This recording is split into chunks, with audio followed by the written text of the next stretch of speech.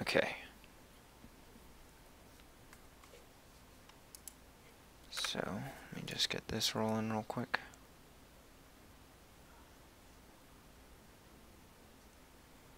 Alrighty. So, Nell is in tier 1. And then... Okay. Alright, Shadow, what would you prefer? Would you prefer to do tier 3s or tier 4? Really, up to you there, because we have spots in both party.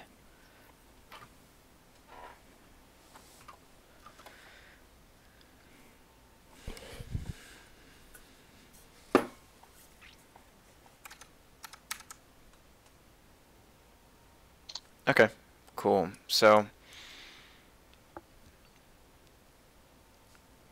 okay. Alright, looks like we have... Okay. Well, let's see. Nell can do tier 2. Would anyone from the tier 4 group like to step up and lead through tier 2? Did you just say, would someone from the tier 4 group like to step up and lead tier 2? Yes. Okay, just making sure.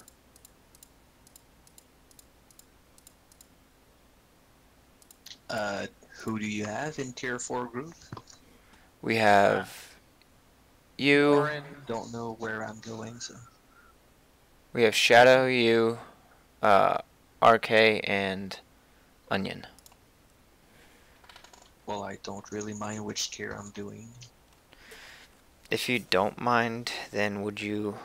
I can go in tier 2 if people want to do tier 2. That was gonna be my question is, who in tier 4 was here actually for mechanics training, and who was here to fill spots? Because I thought I'm here to everyone fill. had said.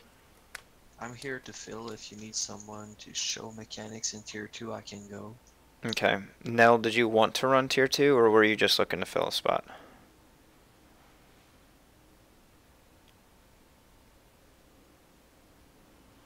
Okay. Well, if you didn't want to run, then we'll be good to go with the groups as is. Or you could fill a spot on tier 1. Whichever you're up for.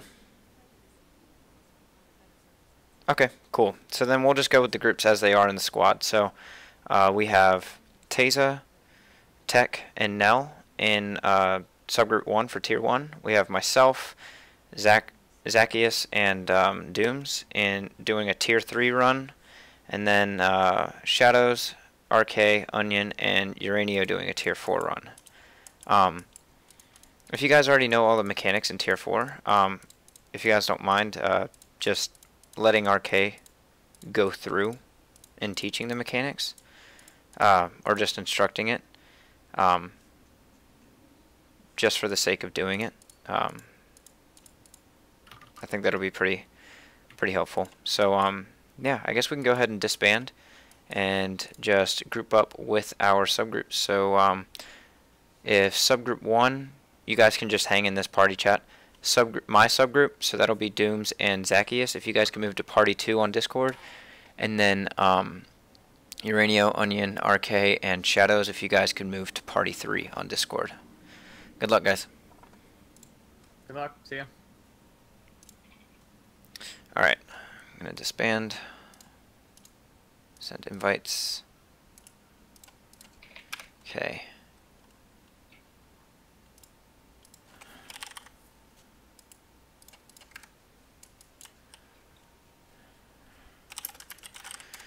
Alright, and let's see. Get. Alrighty.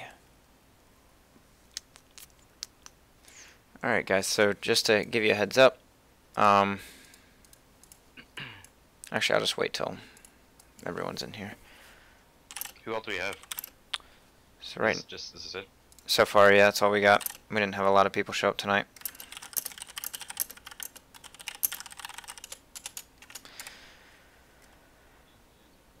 Very low, but yes, we You're can really hear you. quiet, yeah. You crank it. Alright, say it again. You're cranked. Yeah, pretty good.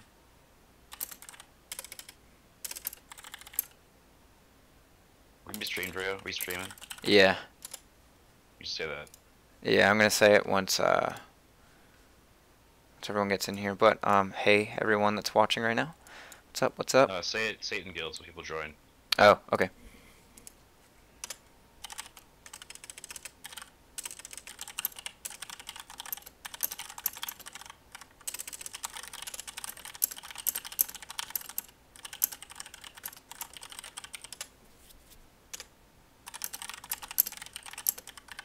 Wait, is there an update that I missed? An I update that think you so. missed? Let me log out really quick. I think Yeah. an update. Yeah, okay. That's why I couldn't join your Lands Arch. I was so confused. Okay. Yeah, there was like a client crash with something. I don't know what, but something with like one of the tools or something. But we'll go ahead and enter running T3 plus Rex. Let me see. Where's Brandon? Isn't he in this thing? No, he said that he had a friend that just started playing and he's gonna run World versus World with him, so I just said don't bother coming, just hang out with your friend. We didn't want you anyway. Gee. I'm just fine.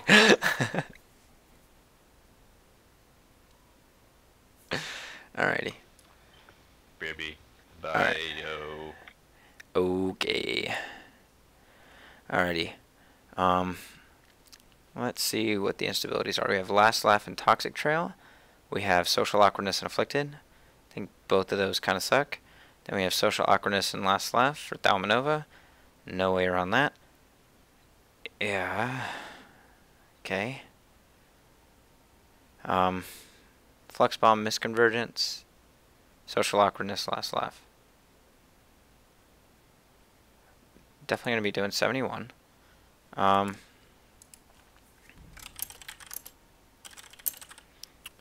Let's see. Alright. Hey, Ivan.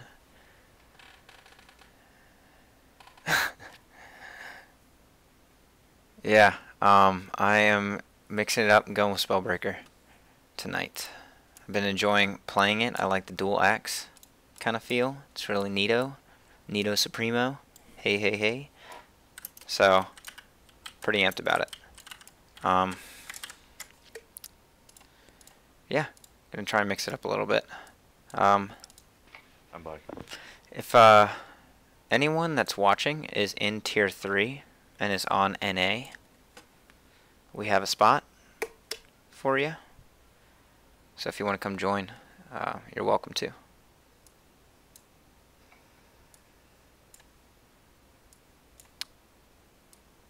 Also, we need a druid. Could use a druid. Yeah, Druid would be nice.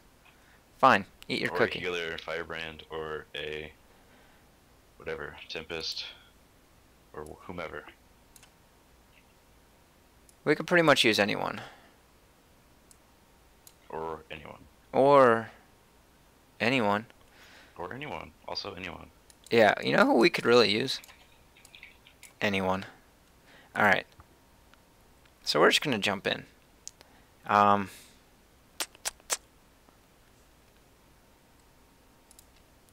Mira. Eat a cookie. Don't help us out. Don't help out your guildies.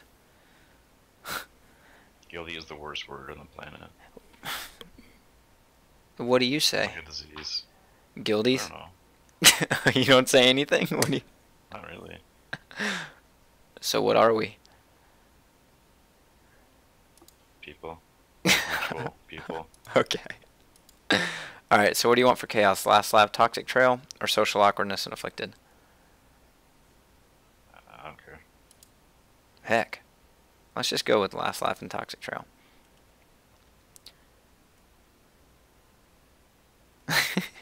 Yeah, we just need someone to blame, Ivan. And we don't have a druid, so... let's see. It's going to go to... We're going to blame Dooms, If anything goes wrong, it's Doom's fault. Longest yeah boy ever. Alright.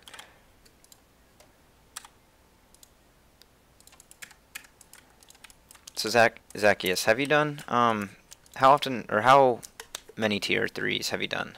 Or, I guess how many times have you run tier 3s?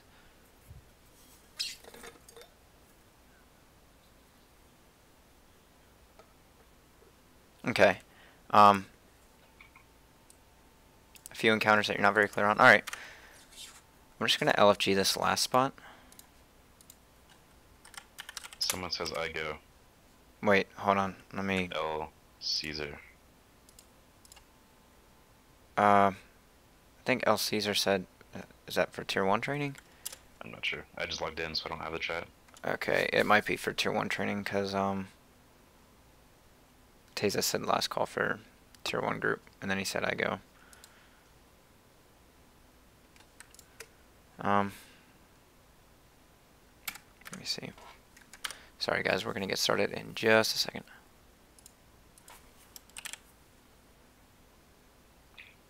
Yeah, he's already in a group. Alright, we're going to just LFG this. Tier 30 dailies. Edit group. I don't care what you speak. Awesome. And then we'll just go ahead and get started. So, even though that you've run this before, Zach, or if you have run any of these before, I'm just going to explain it as if no one has, just for the sake, because we are streaming right now. So we're just gonna, I'm just gonna go through everything, in case anyone watching has not done this.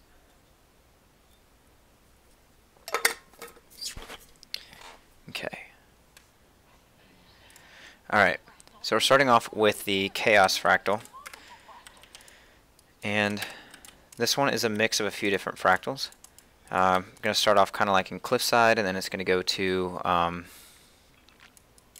what's it called? To like Uncategorized, and then it's going to go to Thaumonvoa and everything. What's wrong with Soul Beast and Fractals?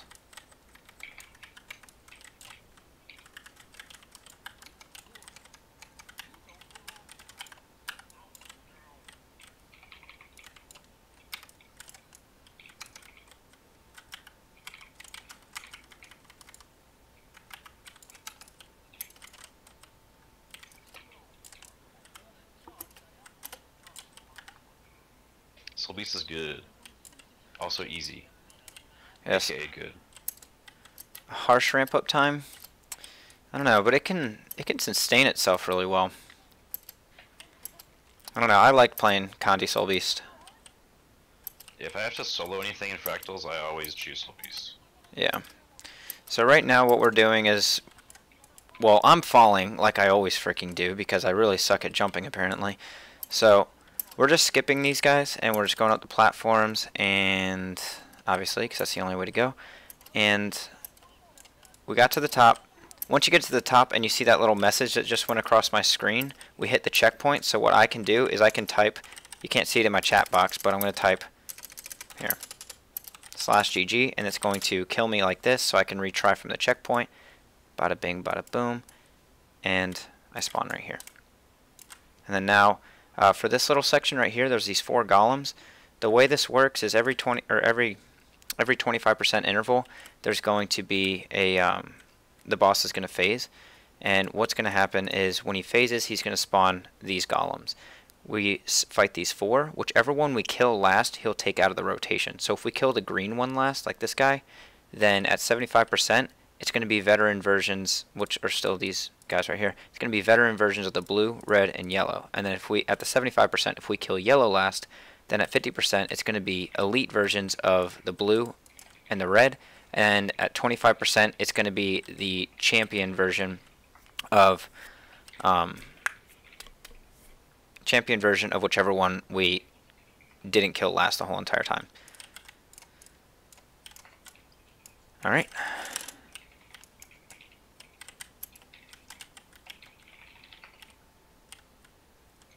Thanks for doing that, Dooms. Yeah, no problem.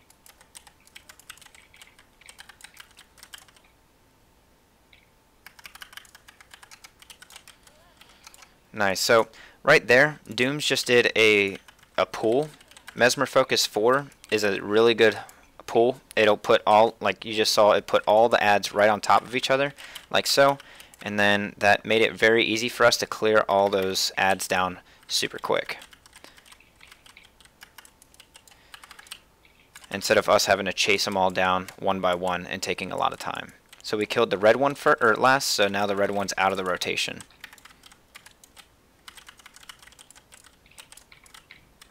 Oh, dang. So our instabilities here are Last Laugh and Toxic Trail. So Last Laugh is this little explosion that happens after every single ad dies. If we stay in the explosion when it detonates, then we're going to get dazed, which is not a big deal. It used to knock back, but they changed how that worked.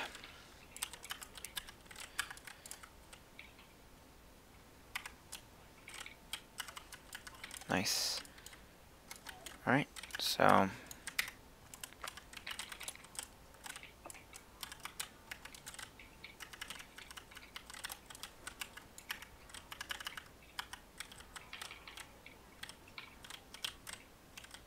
like that. I was just standing in the daze section right there, so I got interrupted.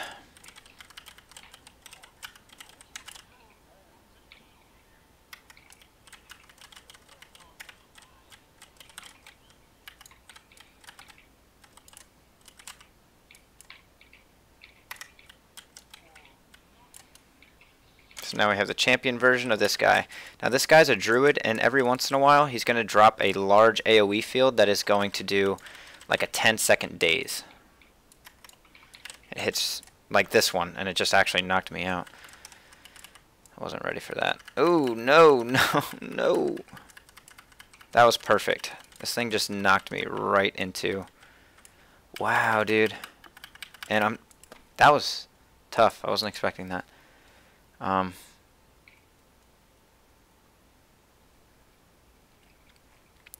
Yeah, that's a good point. In this, yeah, I have noticed that on when I play Soul Beast on this fight, there is a bunch of ramp up time, and of course, whenever he phases, he goes invulnerable, so it gets rid of all your conditions and blah blah blah. So that's a good point there.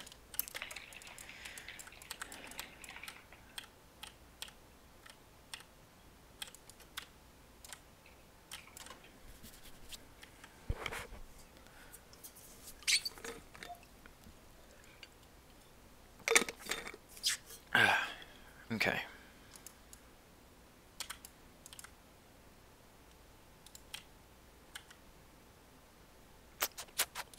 No, let's see, we got Last Laugh Afflicted. No, I'm gonna stay.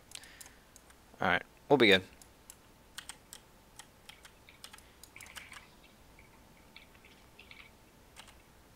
Oh, whoops, I forgot that kick actually knocks him out.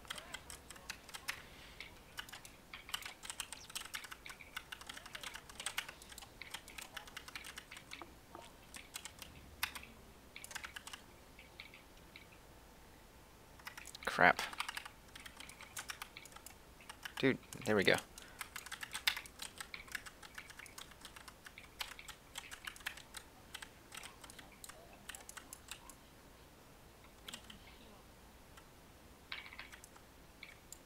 Oh, I got blinded. I couldn't pull.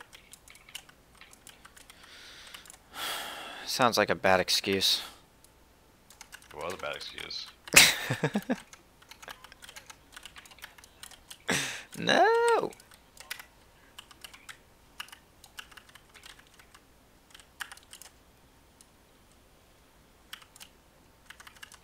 Oh, we got it down. Oh, and it's Dooms. Oh yeah, boy. Yeah, boy.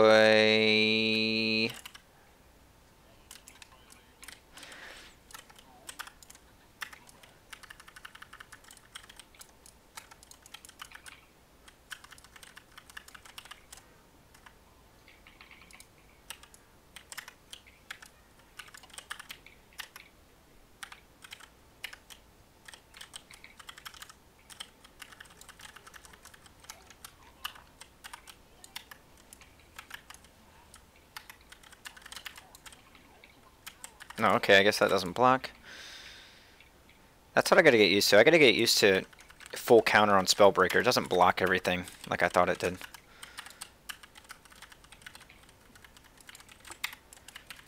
So, I just realized I wasn't really explaining this.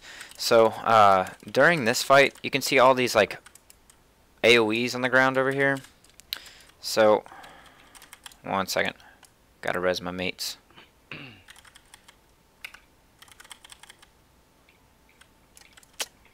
Maybe if I don't die first.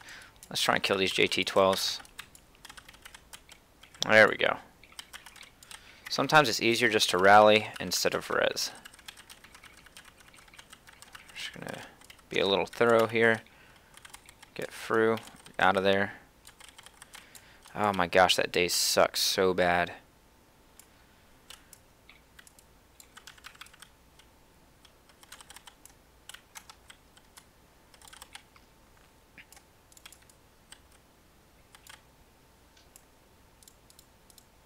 There we go. So we just need to CC this guy real quick. Boom, boom. There we go. Alright, let's get him down.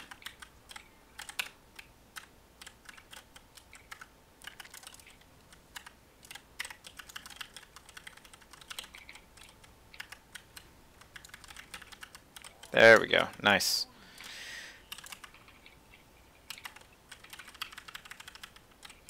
Dang. Okay, so these large AoEs, someone's going to get targeted in just a second. And what's going to happen is someone's going to get this bomb. Okay, right now Dooms has it. So you can see the red AoE circle going out. Once that red AoE circle reaches the rim, it spawns one of these fields. In this fight specifically, you need to make sure that you get off the party. Because if you don't, it's going to leave this field for like 2 minutes or something. And that field pulses Agony, Torment, Vulnerability, Blindness. So it's a pretty deadly thing. So now we're going up to the forest here. We have 5 people. And there's 4 fires. And each of us get 1 torch. So we need to call out fires. Not 45. I'm going to get 4. So I got 4. Ghost has 3, Fru has 2, and Zeph has 1. So then we all run together. This is kind of like the Snowblind fractal, where if you stay out in the cold too long, you get hypothermia, except the hypothermia in this one, use your special action key, there we go. If you stay out in the hypothermia too long in this one, the hypothermia does a lot of damage. A lot of damage. Oh, make sure you face the fire. Res. I got it. Cool.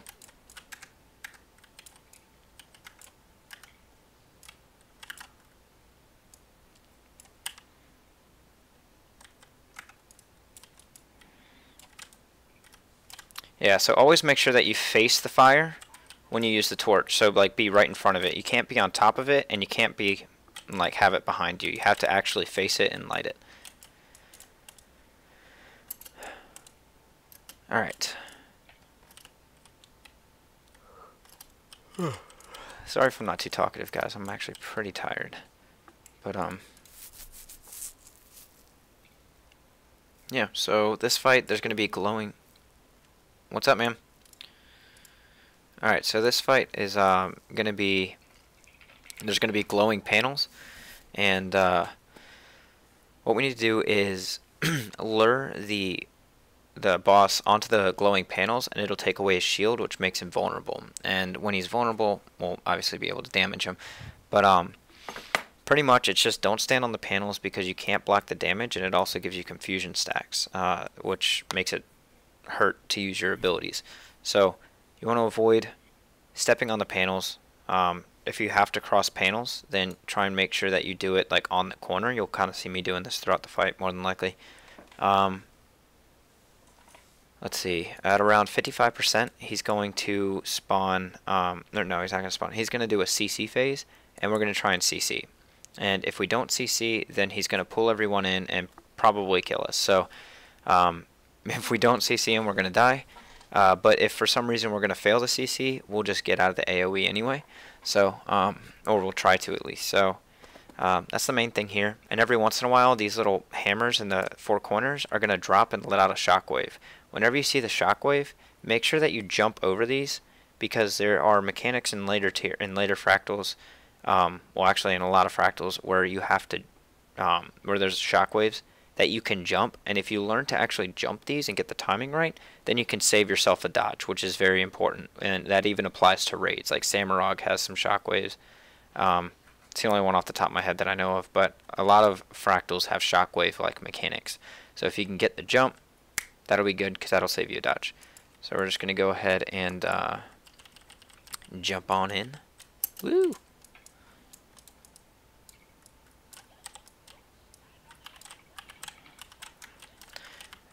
Now, he has a unique auto attack. He does 1, 2, and then the third hit is going to daze. In that case, it blocked it. I'm going to get hit by it just to show you. And never mind, I just blocked it because Dooms is being too good with Aegis right now. Alright, so I can't really show this to you, but typically that third attack would daze if I didn't have stability or, what's it called on? CC. So that's the CC. If we fail that, he's going to do a whirlwind and pull us all in. So that third attack would daze me, which would last pretty much until he gets to the third attack in his rotation again. So right now I just got interrupted. Shockwave right here, I just jumped.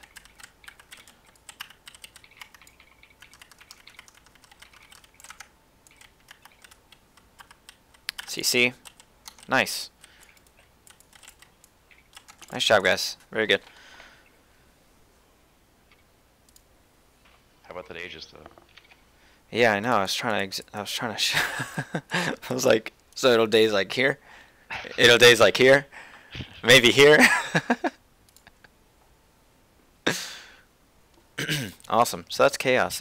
If you guys do have any any questions at any point throughout the stream, just mention it in the chat, and then I'll go ahead and I'll answer it, or Dooms or someone else in the party will help answer it. Awesome. So our next one is going to be, we're just going to do the tiered dailies. We're not going to worry about doing the rec because I only advertise it as tier 3 dailies, and I don't know if he considers tier 3s with the rec. Controversial opinion. I think Domination Inspiration is better than Chaos. Ooh. Dang. For most groups.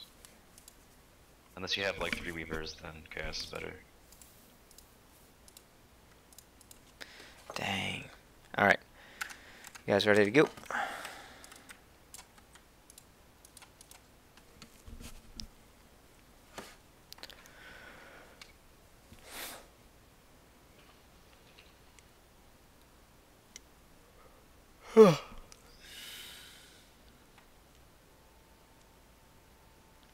Alrighty. So this is the Aetherblade fractal. This would used to lead right up to the Trin fractal, I'm pretty sure. First area, no big deal. It's just swimming through mines. If you die to a mine, then you'll just spawn at the. Well, you can just respawn at the beginning and swim back through. No big deal. But you will have to get through eventually, so just try and avoid them. So the reason why I see HP bars from my party members is I go under my options, user interface, and then show thick health bars on my party members. And then I also do it for squad. Yeah, the thick bars is a new option, and then right below that it says always show party health bars, always show squad health bars. So the last 4 options are where you can adjust HP bars for your party. Now this little section is where I die every time. Just kidding. So we just got to clear these guys, and then it's going to open a little door over here. Vengeance Warrior meta. Oh. Oh gosh.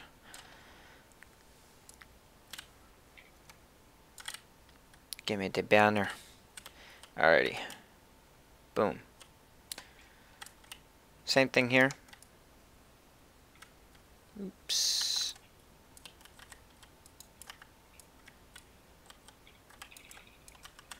So we're just going to clear these guys. Now, our instability's changed. It is social awkwardness and last laugh. So social awkwardness, if we're standing like pretty much right on top of each other, then we're going to kill ourselves when we attack. So we want to be careful about where we're standing. We don't want to be standing directly on top of each other.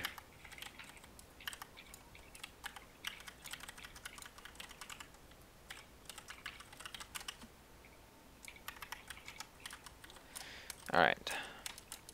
So now that those are done, I think Doom's just went ahead and skipped it, but pretty much what would happen here is there's glowing purple panels here, and the purple panels would instantly down you if you got hit by them or if you stepped on them.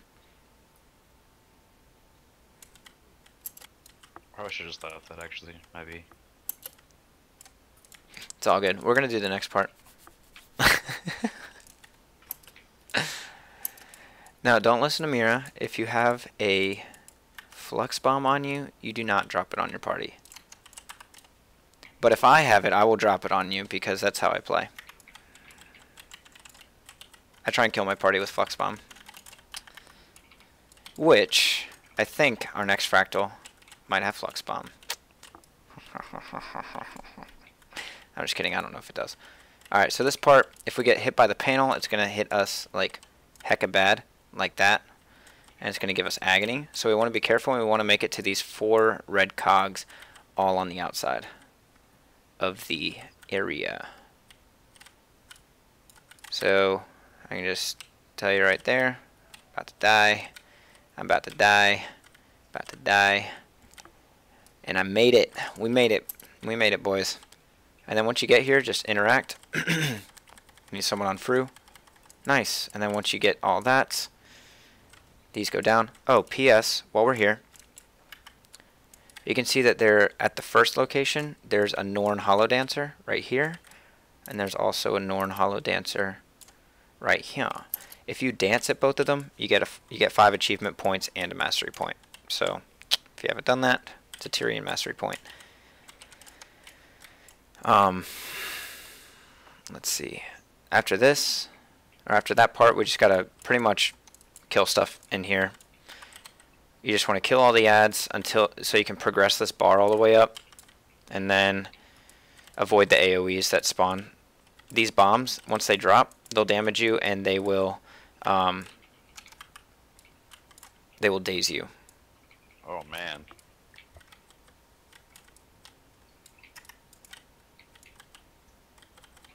Oh man, I am not doing good. I feel you, Ivan. I'm like really not good at surviving with Warrior. I feel like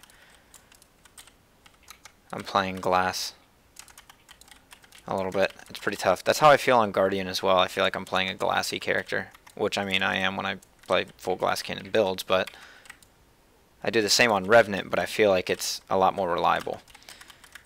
Or on these guys, I feel like if I get hit, I don't know how to handle it.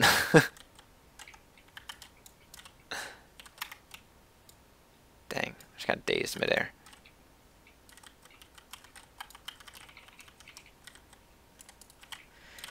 Personally, if you have the ability to get the Mistlocked Singularity, I wait till after this phase, because if you eat it up during this phase, then you've pretty much wasted it. Unless your party GG's at the end and resets everything.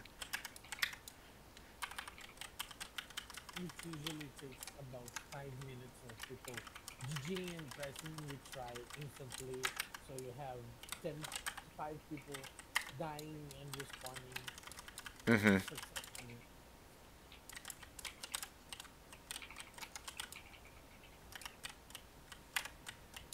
No! I'm dead.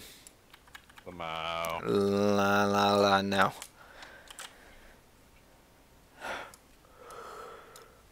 Now I go ahead and get it because we're moving on to the last. Oh, sorry, let me re-say that.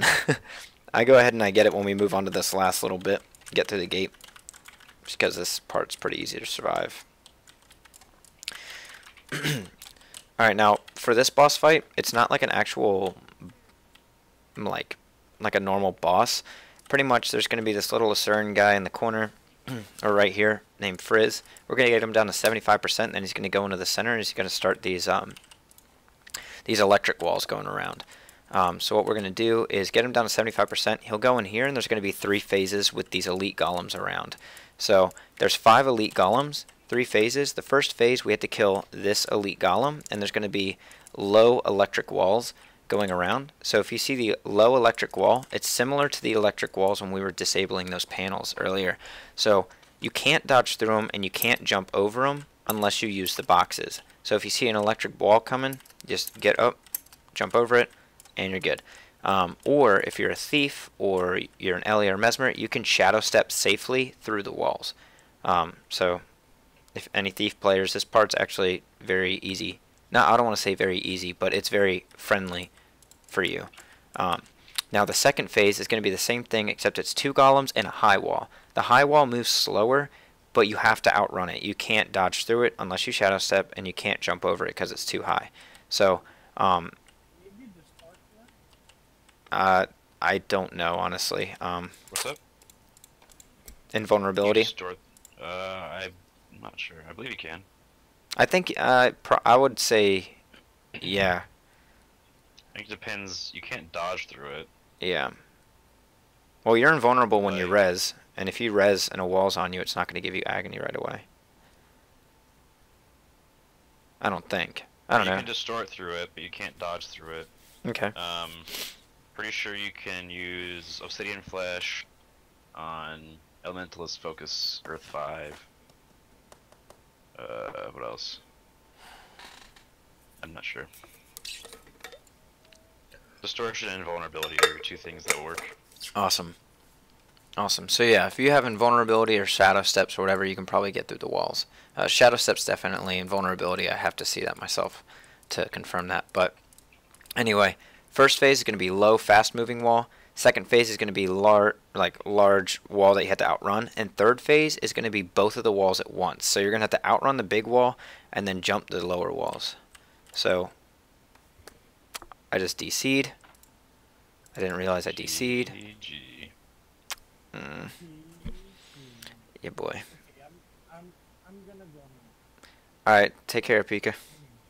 I mean, if I just logged in, if someone needs a group, then let me know. Take someone. I'll take the bait. Alright, man. Yeah, I appreciate it, man. We'll let you know. Okay, see you later. Take care, man.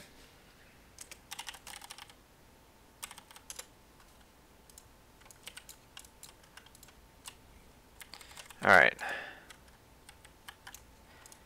Now we're back in business. Alright. So we're just going to go ahead and give this a shot. I'm going to drop banners. Let's finish this. We're going to CC the guy.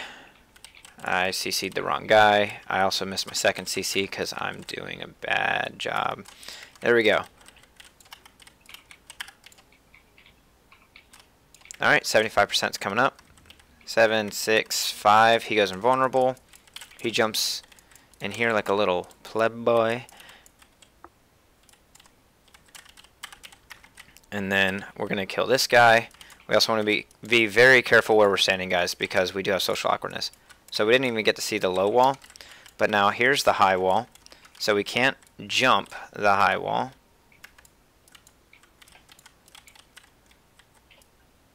Alright.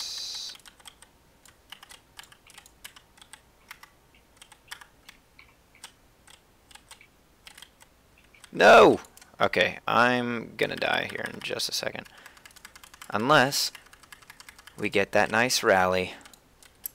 Ooh. So what really kills you if you get hit by the walls is the agony damage. Because these walls can stack agony like crazy. So you can see I have to outrun this wall, but then I have to jump over the low wall in order to not get myself killed.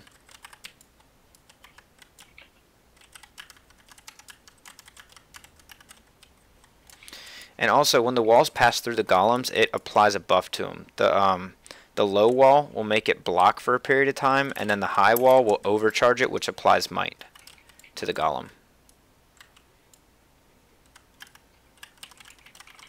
And sometimes when you actually do the mechanics, like jumping on the boxes to not die from the low walls, it makes the golems invulnerable, because there's some sort of like, if you can't hit a golem fair, like if the golem can't hit you back fairly from a position, then, or not golems, but like anything in general, it'll make them invulnerable, which is actually kind of annoying, especially in this fractal, because you're just doing the typical mechanics, like the way they should be done.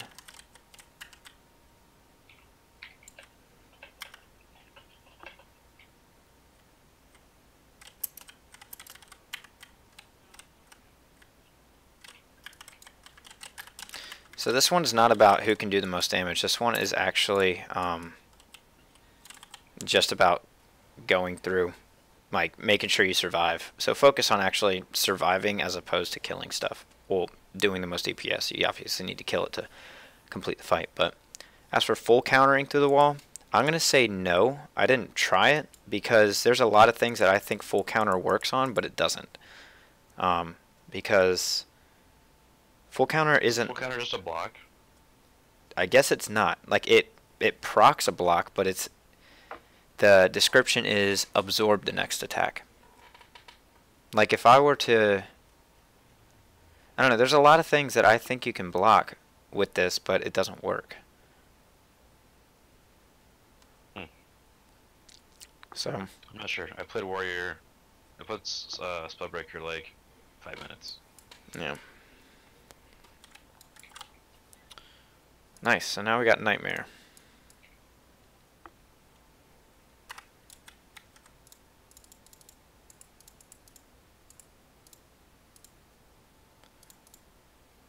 Let's see.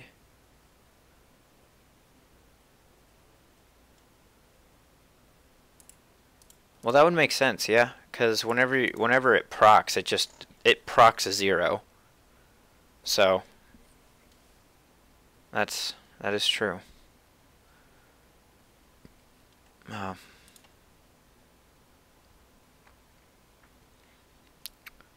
Yeah, because it doesn't say block. If I look at the tooltip, it says absorb the next attack against you and counterattack all foes around you. It says damage reduced 100%. It doesn't say it blocks the attack. Interesting. Interesting.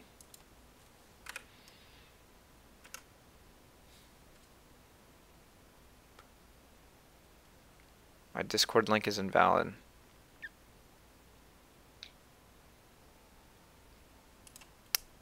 Let me see.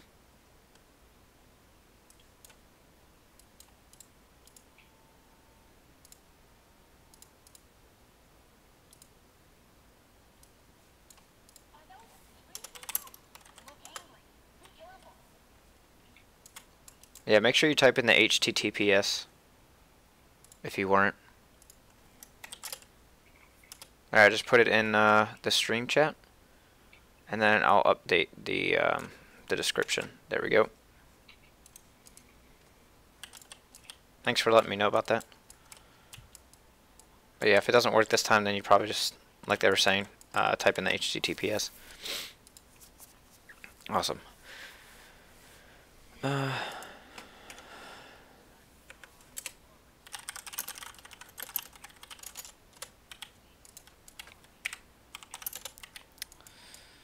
So this area, we're just going to kill all these ads. The Reavers drop mines. The Horrors will inflict confusion. The Elite Watch Knight is annoying. And the Menders will heal. The Watch Knight does a lot of attack. He charges, he does Whirlwind, he does a lot of nasty stuff. So we want to make sure that we... I mean, typically we save that guy for last. But because he's elite and the other things just kind of like melt around him.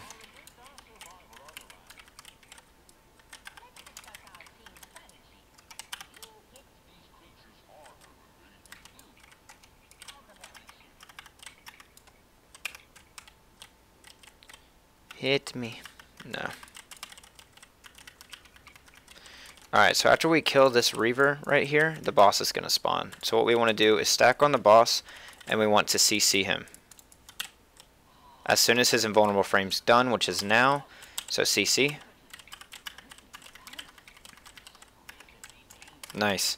Alright, so that attack that we just avoided from the CC, that thin red ring, we want to make sure that we dodge that attack, because if we get hit by that, then it's going to knock us back and it's going to inflict a lot of burning damage on us. This attack, pretty self-explanatory. Get under the dome, because everything outside of the dome is going to explode, and if you're caught in the explosion, then you're going to down. You're literally going to die, so just make sure you're not caught in the explosion.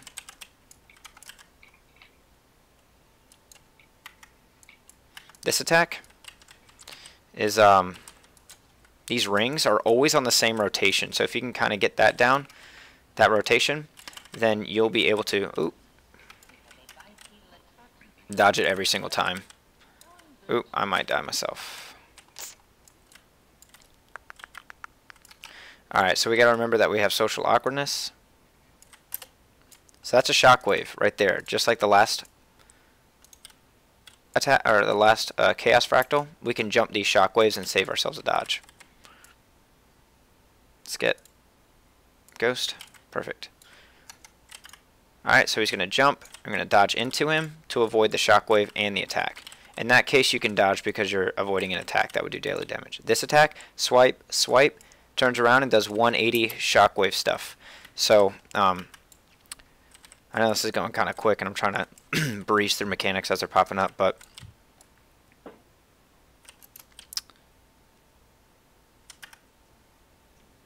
that attack specifically where he turns around and does the 180, that's an attack that kills a lot of people. So this one, the slower hit, 180 turn around, died before he turned around. But just kind of keep in mind, when he swings his arms slow to one side to the next, he's going to turn around right after that, 180 degrees, and start slamming the ground in a clockwise rotation. And that first hit is going to let out a shockwave, so make sure you jump the shockwave. Alright, so this next area is going to be capture points. So these capture points are kind of like PvP capture points. They function the same way. They're going to, if you have someone of the, like an opposite party member, like if, okay, so if we were sharing this capture point with a hallucination, it wouldn't progress. If we had two of us in there, it would progress. If there are just one of me, and there are two enemies in this capture point, then it's going to take away my progress. Or that's where it's different from PvP. As long as one person's contesting the point, then it won't progress even if you have 3 party members versus 2 enemies. Alright,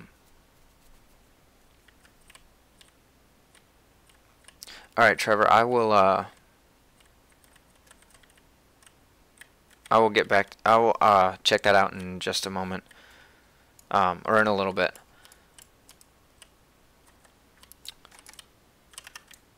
Oops. So now right here, we're going up the sides. So there's capture points right here on the sides and in the center. There's an achievement for capturing the center point first, but it makes it harder to capture the center point first because you see these AoEs going on the ground. These are dropped from these pillars on the side. So it's easier just to get the sides because they cap quicker, and there's less ads as well. And there's no AoEs on the ground other than these orbs coming out from the center orb. Now, a few things to note about the center orb. It procs 1 stack of agony about every second, so you're constantly under agony, which means you constantly have a 70% healing reduction.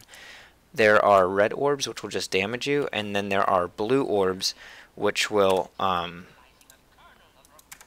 blue orbs will heal through the agony damage. It'll ignore any sort of healing reduction. So whenever you see blue orbs while you're capturing a point, make sure you go out of your way, even if you have to hit a couple red orbs to get them, because that healing is going to outdo any sort of damage that you take.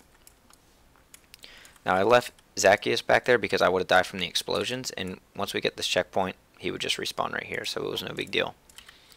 Now in this, there's a couple main things here. I'm just going to go over the main mechanics.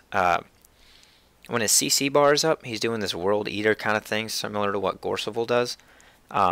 If we don't damage him, or if we don't break his bar in time, then he's going to explode the arena, and we're all going to wipe. So we want to make sure we CC him. There are poison orbs that he shoots out at the farthest party member away from the boss. So if you have a druid, then that would be ideal to have the druid kind of kite around and drop heals on the party every once in a while, or someone else that does like range damage or something like that. That'd be good. There are also, and you'll kind of see like the poison orbs throughout the fight. But that way, if you have the farthest party member kiting around away from the boss, because the boss is idle, he doesn't move. If you have the orbs kited around the boss, then the poison orbs are never going to be on your party in the center. But if all 5 of you are stacked tight together, then the poison orbs are going to drop right on top of you, which will probably happen here. Because, oh wait, no, we have Ghost. I don't know if he's going to kite though. But we'll see. If not, no big deal. But let's see. The other main mechanic here is the boss is going to target one person throughout the fight until unless they die with a specific AoE. It's going to target you. The AoE is going to go off at the location you were standing at when he did the attack, and then it's going to be this giant AoE, and it's going to have a little red circle going to the outside of it. That little red circle will indicate how long you have to get out of that AoE. When you stand in the AoE, once it detonates, it's not going to damage you, but it's going to spawn a nightmare hallucination. And those nightmare hallucinations will do a lot of damage, and they'll drop these confusion fields which do a lot of damage and apply a lot of conditions. So the best way to handle that is to just run outside of the orb, or run outside of the AoE field when it spawns, or dodge it. You can block it, whatever, but just make sure you're not proccing that AoE. It'll spawn a hallucination for every party member standing in the AoE once it detonates. So that could, like, if all 5 of us don't move and we don't have Aegis or whatever, it's going to spawn 5 hallucinations, which is enough to wipe your party. So just be really careful about that. Other than that, the guy's just pretty much a stack and burn fight, and he downs really quick. So we'll actually down him quicker than it took me to explain it probably. So won't be too bad. But if you have those poison orbs kited and that AoE under your belt, then this fight is a breeze. Hey Ken, thanks man.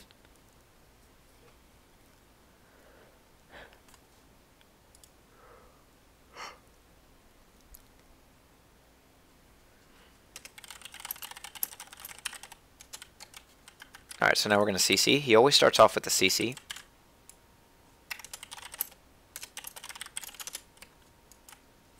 Alright, so this is the orb that you want to get out of. So good. No one stood in it, didn't spawn a hallucination. That's the poison that shot at the farthest member away from the party, which in this case was Ghost.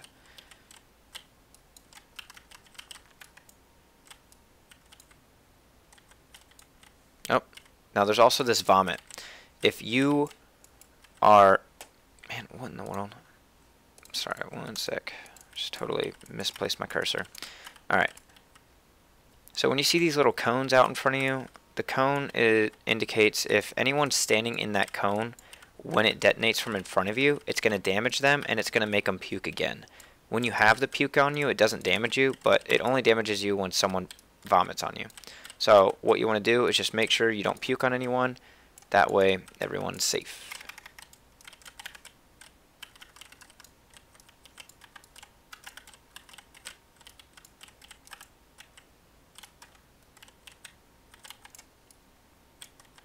Oh, man.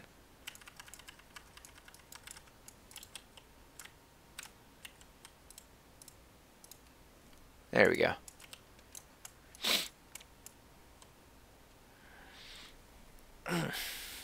Alrighty, so now we're going to move on to Encelis. This guy is the last fight. So since this is normal mode, he's in this pod right up here. There's an achievement if when you interact with the blue orb, he'll drop down. If it lands on top of you, it'll give you an achievement. Can we GG please? I need cooldowns. Yeah. So now we're GGing, and just so we can reset cooldowns. So what would happen is if I just use Signet of Rage, it goes on a 60-second cooldown. If we all GG, it'll instantly reset the cooldown so I can swap the skill. It also resets the Mistlocked Singularity, but the catch is everyone has to be completely dead in order for a party wipe to happen. So GGing it is saying, hey, everyone kill yourself so we can get it considered to be a party wipe, so we can reset our cooldown. So just kind of keep that in mind. So don't spawn if someone asks to GG. Don't spawn until everyone's dead, because a lot of times you'll say that and people will just respawn instantly the second they can. So, and it just is a little finagling going around. But anyway, so this guy, few main attacks. He has his autos. He has his typical AOEs that are obvious telltales that you want to just dodge. Let's see. I'm so sorry for yawning so much, guys. But he has one main attack. Can't remember what it's called. But what he'll do is he'll teleport to someone. He doesn't always teleport, but most of the times he does teleport to someone. He'll jump up and stab his swords into the ground.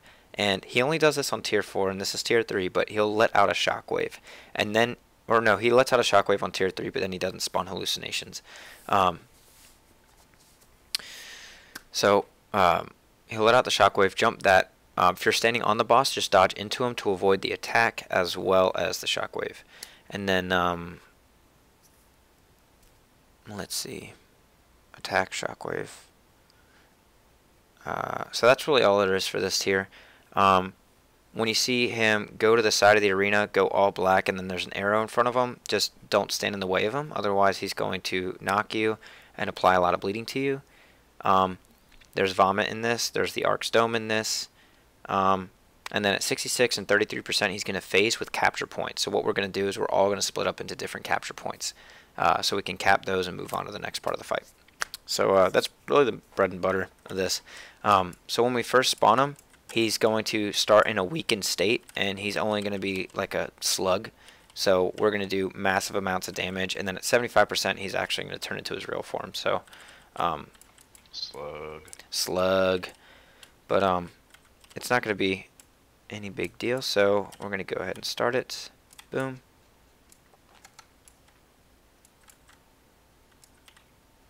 Little slug. Boom, boom. So you can see I'm hitting like 40 Ks with basic attacks, which is like kind of nuts, so it's very unrealistic. Alright, so then he's going to turn to normal mode, and he's going to always start off with the dome. So you can just kind of, so save your CCs, don't use it right away, because he always starts off with this attack. And also, careful where we're standing, guys, because we do have social awkwardness. So he's going to do the jump attack here pretty soon. Alright, and we also CC'd him.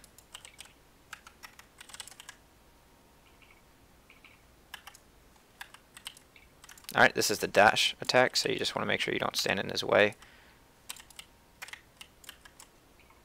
Alright, this is the orbs, or not the orbs, where he like jumps down and lets out a shockwave. That attack hits a lot harder in tier 4, so make sure that you learn to avoid that in the lower tiers while you can. Alright, so it's about to be 66%, so we're going to go ahead and split up.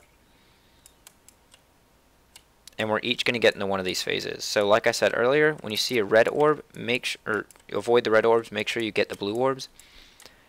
Now for some reason in tier 3, as soon as the shockwave reaches the center orb, it shoots out. But in every other tier, it'll go in, rest for a second, and then shoot back out. Tier 3 is just weird. I don't know why it does that. Alright, so we're going to CC, and then we're actually, no, never mind. Sorry, too early of a call. He always starts off.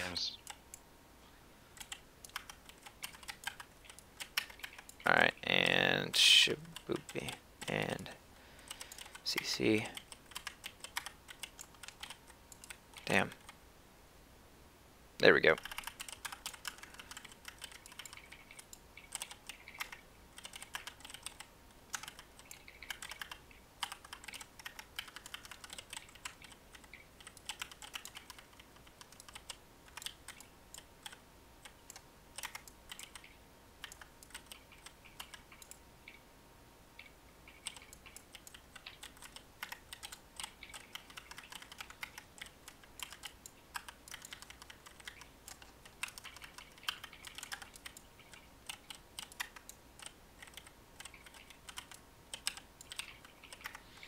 Nice. It's about to be 33%, and we're gonna split up.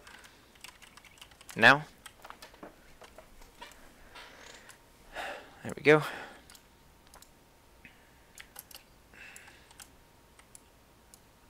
And as the fight goes on, like when we phase them, the arena gets a little bit smaller.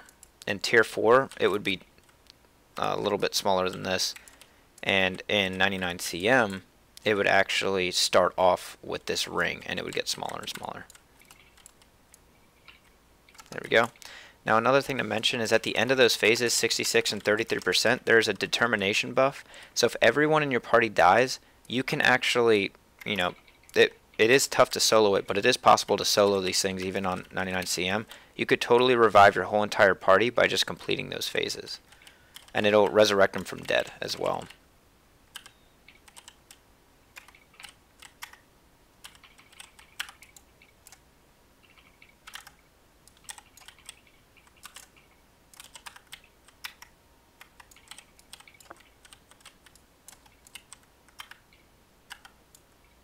Alright, so at 15%, he's going to restrict us to the center here. Should be any second. There we go. So we're just going to stack on top of the boss. And just be careful because of social awkwardness. We don't want to be right on top of each other. So I'm angling my screen down. I know it looks really crazy because I have my post-processing pretty high. But if I have my post-processing lower, it wouldn't be all like distorted looking and trippy. Pretty much, I'm just looking for these red arrows on the ground. And I'm just keeping my auto attack up on the boss. Because these arrows indicate these hallucinations are darting across, and if I get hit by a hallucination, it's going to launch me out into this green gunk, which is not good. So you can actually sidestep pretty much all of these. So just sidestep the arrows, auto attack the boss, and you're good to go. And if you have social awkwardness, then just don't stand on your party members. Nicely done. More Cerns on the team. Now, what do we have? We have a Norn, Solvari, and 3 humans.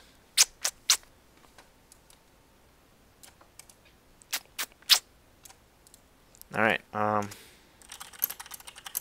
so yeah, that's all the tiered dailies, but, I mean, we still have another 25 minutes. So we can start knocking through the Rex if Ghost is up for that. If you guys are up for that, we can do that for sure. Ooh, nice, Fru. Fru just got an ascended shoulder box. Pretty awesome. Let's see what we get here. Nada from my tier 1s. Nada from my tier 2s. Nada from my tier 3s. Okay. Oh well. Oh well.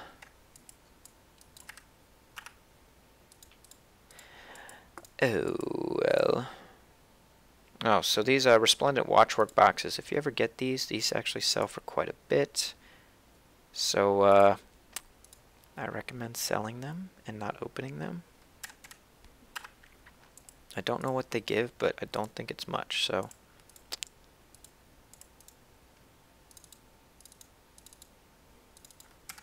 Alright. So we're going to go through our recs. Now, our first rec we're going to do is Thaumonvoa, Social Awkwardness and Last Laugh.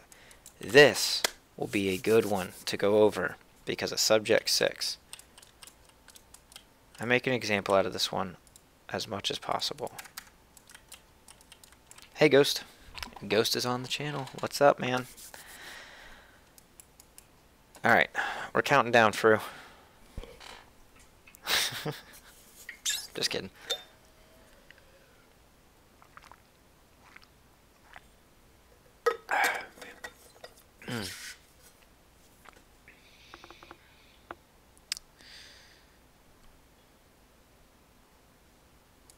Oh, Ghost is all the way from Brazil. That's awesome, man.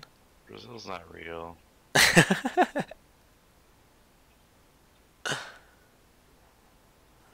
Yeah, Dodsies. Dude, I am loving Spellbreaker. It is so fun. Like, you just hit so hard and so quick. It's just, I love it. It's so fun.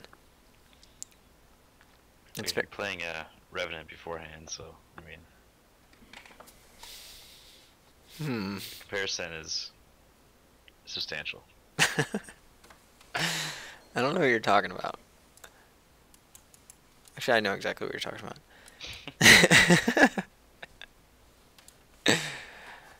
Yeah, it's full Zerker. Full Zerker. Pretty sure that's what the meta calls for. I kind of go with whatever I have, and Berserker's very easy to obtain. So let me see. Zerk. Pretty sure it's a mix of Zerker and an Assassin. Yeah, because Warrior has a little bit lower of crit chance. So I have one accessory that's Assassin. But then literally everything else I have on my gear is Zerker. So, yeah. I just run full Zerker. It's easy to get. You know, Assassin isn't difficult to get, but I'm pretty sure the Assassins... Let me see. Isn't it Heart of Thorns? Or is it Living Story Season 2? Assassin? I get... No, it's actually core, because you have Zaitan's Claw. Oh, that one's... Okay. Yeah, so You Zaitan's get Claw. all the Ara pieces, that'll take forever. Yeah. I did the reward track. So, if you were to do that on a weapon, it would be 4 gold to stats, well, a little bit more than 4 gold to stat swap. And if you did it on a piece of armor, it's like an 8 gold inscription. Do you craft these? It doesn't look like you do. Which ones? The assassin stuff. It's got the look of like the fractal exotics. I'm just gonna look it up real quick. Assassins orichalcum imbued inscription. Here, let's see how you get it. Oh no, you do craft it. 5 vicious claws, 5 orichalcum plated dowels, and 5 globs. So yeah, it is crafted. Where do you get the recipe from? Oh, you get it from master whatever. Okay. Okay. I'm just a dingus. Alright. Alright, so this is Thaumonvoa. Thaumonvoa is divided into 3 parts, which most fractals are kind of divided into 3 parts. You have the first event, we kill this guy. The second event's going to be getting all the cooling rod stuff, and then the third event's going to be the boss. That's kind of how most fractals are. There's always like 3 parts or something close to that, maybe some in-between phases. Good point, Ken, yeah. We're all Cerns now. So, we just got to kill this elite guy. And then, now we're going to go through the 4 rooms. So we have to disable all 4 colliders in order to make this panel go live so we can go up to the boss. So, let's try not to solo stuff just so we can kind of get through it. Let's go through the shield room first. Shield room. Yeah, we need a cooling rod for that, probably. For heat room? Oh, shield room. Shield room. Okay, yeah. Boy. Sorry.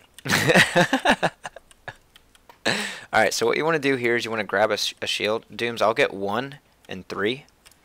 Okay, I'll get 2. Awesome. So what you want to do is use your skill 1 on shield to block these lasers, otherwise they're going to daze you. You can also dodge the lasers as well. Now you can see when I block a laser, I get this shield, or I get this second ability right here. The second ability, when there's a golem on you, I can actually, so watch this, the golem's on me, it totally breaks the bar and it gives me relief from them. So I can just, oops. There we go. Pretty much what you have to do here is, sorry, this kind of went quicker than I could keep up with. So pretty much there's a panel right here. Panel 1, I interact with that and it opens the door to panel 2. Panel 2 opens the door to complete this room. Once you interact with both of these little panels right here, it'll complete the room. We disable the collider and we get this cooling rod. So I'm going to run over to the heat room real quick. Then we can do that. Just because with 1 cooling rod, that's enough. We don't need to go and get all 3. So you'll notice that with my cooling rod, I have all my skill 1 through 5 abilities have been blacked out. So I only have a skill 2. Create a heat shield that will create a shield that will protect against intense heat. So you can see when I step into this room, I start taking damage and I start moving really slow, and then I get a skill 1 buff. So Dooms is doing like a speed clear kind of thing where I can actually jump in and I can teleport, but I'm actually going to not teleport in case people don't have this kind of luxury. So what I'm going to do is you can see these. Yeah, way to waste your port, bruh. So Wait a minute. So you can see these red buckets. These red buckets are the drop-off locations for the cooling rods. When you use a cooling rod at a drop-off location, it's going to make a safety bubble similar to skill 2. When I have skill 2, I'm invulnerable from the heat pretty much. So what I'm going to do is as soon as I get in here, I'm like permanently crippled until I get out. But what's going to happen is I get a skill 1, and if I keep hitting skill 1, I'm going to get this buff that's going to increase my speed by 5% per stack. But the stacks wear away in like a second. So what I want to do is instead of clicking it constantly with my finger, I'm just going to hold down skill 1 and it'll keep reusing it really quick. So what I'm going to do is I'm going to step in here, I'm going to hold skill 1, and you can see these abilities don't go on cooldown. So I'm using skill 2 to give myself a little bit of a break. There we go. I use my movement abilities to kind of help me out. And then I used the cooling rod in this bucket, so now I have a safety zone. So now I am safe. So what I'm going to do is I'm half health, which is not enough to make it to right there. So I'm going to wait for my healing skill to come off cooldown. And in the meantime, I'm going to hold down my skill 1 to stack up the stumble forward, which is increasing my speed. So that way when I decide to run out of here, I'm going to pretty much launch forward. So I'm actually going to use my healing skill. Keep in mind that if you're holding this down with your finger to just let it pretty much auto use, you need to reuse it if you use a skill in between, because when you use a skill it interrupts the cast right here, so you have to recast it. So I got as much stacks as I can. I'm just going to run, I'm going to dodge, reapply 1, use my movement abilities in whatever way that I can. We interact with these, and there we go, and we're done. And then once you're done, you can interact with that center collider panel, and you can teleport back out and move on to the next room. Next room we're going to do is the scientist room. Scientist room is directly across on the east side. And PS, you can use these little jump pads to kind of maneuver quickly to different rooms and such. So in this room there's 4 scientists. You can see that there's these 2 red circles on the minimap. These indicate Chib and Griza. Chib and Griza give a debuff against the boss. And then these 2 and these first 2 rooms like have like a little special interaction with something else that a lot of people don't notice. But we want to prioritize getting the gates down to Chib and Griza, because all you have to do is get the gate down for Chib and Griza, and then they'll run out. Where the other 2, you have to get the gate down and destroy the portal in order to free them. Actually, technically, you just need to destroy the portal. So if you're a Necro and you unload a lot of conditions and you can epi off the gate and destroy the portal first, it'll free the technicians in those first 2 rooms. I'm streaming with OBS, Trevor.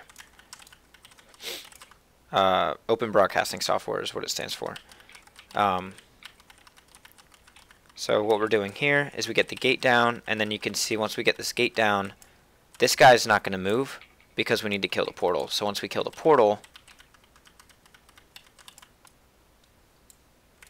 then they run out. Then we got all 4 scientists. Once all 4 scientists are out, then you'll be able to interact with this panel. Either all 4 scientists can get out or the timer runs out. It doesn't matter which, but if you can get at least Chib and Griza, then you'll have the debuff against the boss, which is good. If you free the other 2 guys, they just have like some dialogue that goes along with this portal right here. So actually something that Ben from ArenaNet on Reddit mentioned, that this portal, a lot of people didn't notice, but this portal activates as the escape portal for all the Inquest once you disable all the colliders, and if you run through it 10 times, it does a little special something. So special something is it just teleports you right here and you fall to your death. So spoiler, sorry, but yeah, nothing special. I drug my group through it last time. We did this. we Oh my God. we ran through the portal for like 30 minutes. All right, so now it's subject 6. So this is the one. Hey Brandon. So this is the one fight that I always use as an example. No, don't. Group killer. Yeah. Group killer. So I always use this fight as an example of teaching mechanics versus speed clear stuff. So the mechanics here is every 5%, subject 6 is going to spawn a blue ooze to reheal itself. That's that. If you want to prevent the boss from rehealing itself, kill the blue ooze. At every 25%, he's going to spawn only in tier 3 and tier 4, which we're in tier 3, so this applies. At every 25%, so that'll be 75, 50, and 25%, he's going to spawn a golden ooze. The golden ooze will heal for 25%, and he'll like do some sort of enrage attack and whatever. Hey, isn't green? What? Isn't it green ooze? Green? No, It was it. green, wasn't it? No, he's green. Wow. Are you colorblind? That must be. You might be, boy. So what we're gonna do is Brandon says it's green. Brandon says it's green. I think it's green. um I think you're colorblind. well, we're actually gonna see this in like 2 seconds because it is called a golden ooze. BT dubs. Well, alright. It's green. Well, you're colorblind. I can guarantee that right now. So, what we're gonna do this the mechanic way instead of the speed clear way. And I want to emphasize this because I've been in so many groups that only want to do it the speed clearing way. And if they can't get it the speed clearing way, after like 10 tries, they'll rage quit. When it's like, if you were to just do it the mechanic way the first try, you would have gotten it. It would have taken a little longer than maybe a couple speed clear tries. But if you're not going to get the speed clear, you're not going to get the speed clear. Just do it the normal way and you'll get it. So, this fight is not complicated at all. It's just, you need everyone to be on the same page. So, kill all oozes. So, one thing, please not speed clear, just to be thorough. One thing to note, though, is at every 25% when he spawns the golden ooze, if he heals, like say he gets to 75%, spawns the golden ooze, and then a blue ooze comes and heals him back to 77%, we're going to have to redo that 75% golden ooze. So this is where the speed clear tactic that doesn't work out for most, or I don't want to say for most groups, but for some groups, when it doesn't work out, if you don't burn him quick enough and he heals back past a threshold, then he's going to respawn that golden ooze, and it's just pretty much downhill from there. If he heals that many times over and over and over, you're probably going to wipe anyway. So we want to make sure that he doesn't heal past the threshold. And another thing is if an ooze reaches him, it'll explode. So if you're standing on the boss when an ooze reaches him to heal him and it explodes, you're going to take some damage. And it actually hits pretty hard. So just kind of keep that in mind. Green ooze. What? It's not green ooze. BT dubs. It is a golden. It's a golden ooze.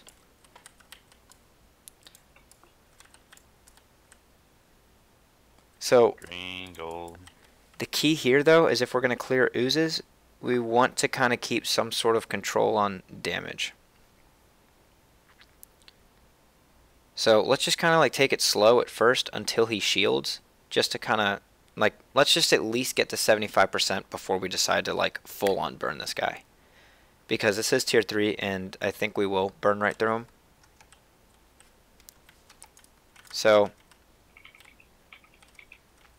oh, that's one mechanic I didn't explain, is the shield phase. So he's at past 10%, so we have these oozes that he's spawning. So we're going to kill these oozes. That way he doesn't heal. Oop. 74. Crap. Okay, golden ooze is up, so we're damaging. Green. Oh, that's green. That's so green. No. That is so yellow, dude. What color is that? That's green. Can we get a, so he healed to 75% again, so we're going to have to redo this yellow ooze. Brandon, shut up.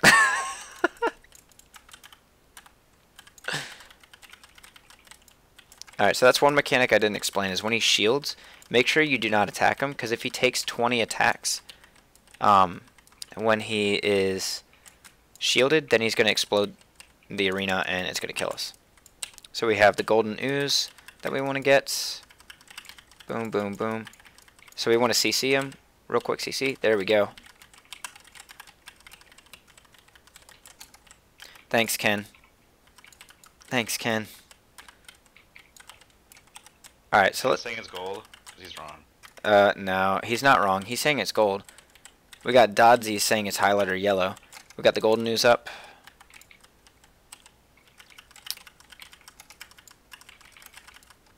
And we're going to have to redo this golden news for sure because... yeah, we got to redo it. So another way to do this is, you see that he's healing? If the oozes are going to go ahead and reach him anyway, we can also damage him, like... The blue oozes will heal for 5%. So if we damage him 6%, he's only going to heal 4%. If that makes sense. Wait, no. No. My math is off. My math is off. Take what I'm saying with a grain of salt. So Yeah, if we... so it's green. Plot twist. Brandon's just being the best of both worlds. He's like, you CC on yellow and green ooze to help out. So right now I'm just damaging the boss, so just in case the blue oozes makes it to him, he won't heal up past. Okay, watch out. Off the boss, he's overloading, and we're gonna die. Oh yeah, take your pet off. Oh, he goes isn't in Discord, he's on stream. Okay, here we go. So he didn't heal past 50.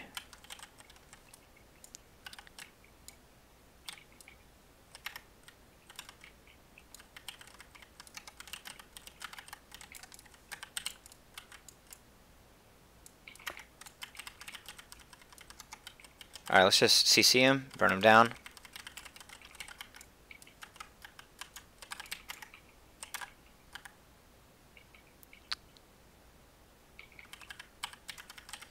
Nice.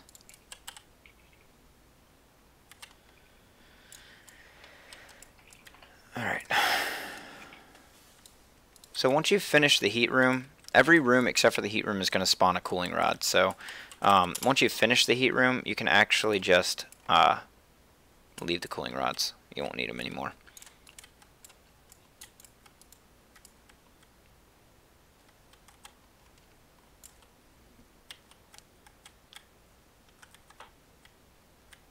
Now this boss, very important thing to note here is these panels disappear when he targets you. So he'll target you with a beam, and while attached to the beam, everywhere you step is going to activate a panel to disappear. It's going to pulse for 3 to 4 times, and then it's going to disappear. Once it disappears, if you're standing on it, you're going to fall to your death, so obviously you don't want to step on that. Sometimes he'll give you a bomb, and when the bomb detonates, it'll make all the platforms around you disappear. One thing that you can do, though, is if you block the pulses from the beam, it'll prevent your panel from disappearing if it hasn't already been activated. So pretty much, if you're targeted with the beam, don't run around like crazy, because the beam only lasts for a certain amount of time, and it'll activate every panel you step on. So if I'm activated for like 5 seconds, if I wait here for 1, 2, 3, 4, 5, 6, 7, 8, and then whatever, I only knocked out these 3 panels. But if I'm activated for 5 seconds and I just start running like crazy, so I'll do like 1, 2, 3, 4, 5. I'll do all these panels while I'm targeted, which is just going to make it harder for my party. There's going to be a point at 50 and I think 25% where he's going to target everyone with a bomb, and everyone's going to make all the panels disappear from him, from around them, for like 5 seconds. So it's key there that we move slowly. The way you move slowly is once your panel activates, let it glow for 2 to 3 times, and then move to the panel next to it. Let it glow for 2 to 3 times, move to the panel next to it, and so on and so forth. And that'll reduce the amount of arena that gets disappeared, or that disappears. So Just keep in mind not to run like crazy when you get targeted. Other than that, like if you keep that in mind, it'll make this a lot easier.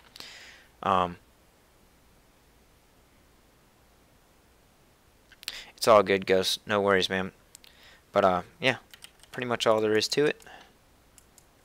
And we can go ahead and get rolling. Cool. Oops.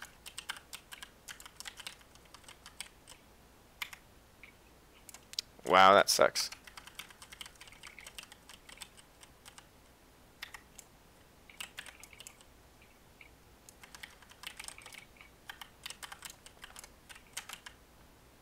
So right now I'm targeted. 1, 2, 3. I move. 1, 2, 3. I move. 1, 2, 3. I move. So I only made it 3 panels disappear as opposed to everything around the boss. Now you also have your special action key. Protect a platform from disappearing. So what's going to happen there is Doom's actually used it right there and it made the panel glow blue. If your platform is about to disappear, I can use it and it's going to prevent it from disappearing as well as prevent it from getting reactivated while it's on the duration. Right now I have a bomb on me, so it's going to make all these panels around me disappear. Still going to move slowly. That way I make the smallest amount of panels disappear.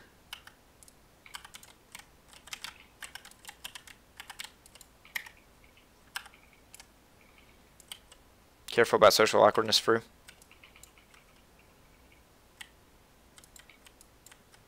Rip.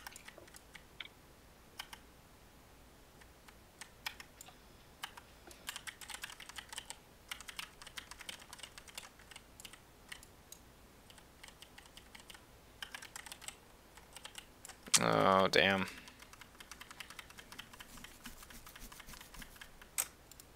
can also use it while you're down. BT dubs. Here we go, Vengeance Warrior meta.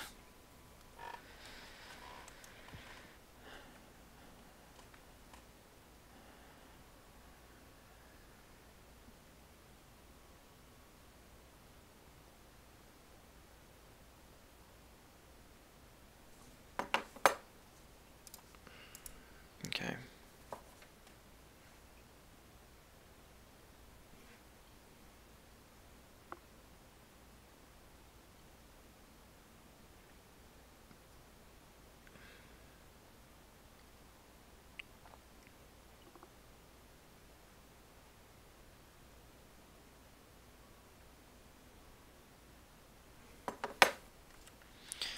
Okay. Next rec is going to be Snowblind.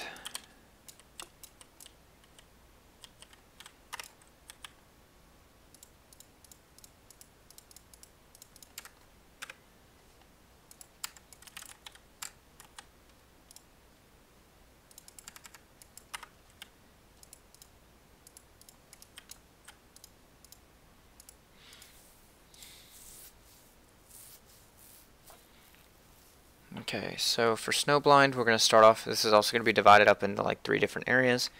So we have the first area right here, second area right here, then we did a little forest run, and then the main third area is right here, the boss.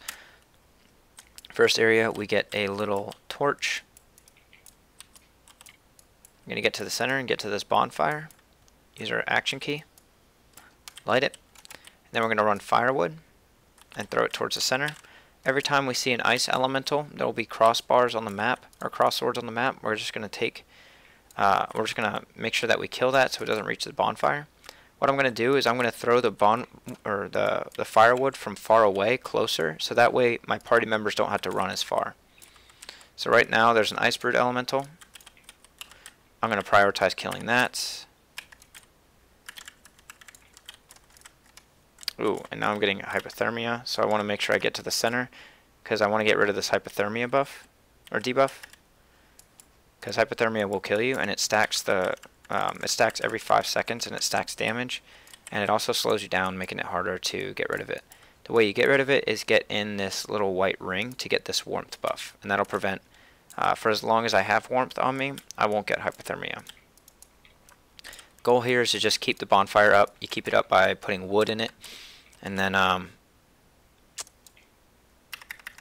Yeah, that's really all there is to it. And then just make sure you kill the ice elementals, and because the ice elementals, once they reach it, will extinguish the fire by about 20%. Yes, I do answer questions, James. That's your question. That's it. It's like,